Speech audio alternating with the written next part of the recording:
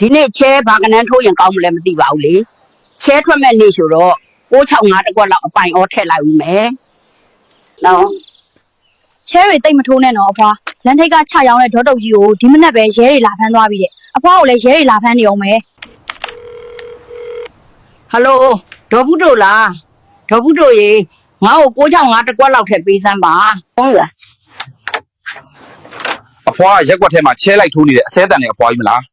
ချဲထိုးတဲ့အမှုနဲ့အဖွားကိုကျုပ်တို့ဖမ်းရလိမ့်မယ်ရက်ကွက်ထဲမှာချဲလိုက်ပတ်ထိုးတာမဟုတ်ပါဘူးရှင်ဖုံးဆက်ပြီးတော့ပဲချဲလန်းထိုးတာပါအခုဘယ်နှနာရီထိုးပြီလဲရှင်းစကတ်မှုကြီး4နာရီထိုးနေပြီအဖွားကြီးဒေါ်တုတ်ကြီးကိုဖုံးဆက်ပြီးဘာကနန်းထွက်လဲလို့မေးပေးပါလားတော်တော်တောက်ခွပြောင်တဲ့အဖွားကြီး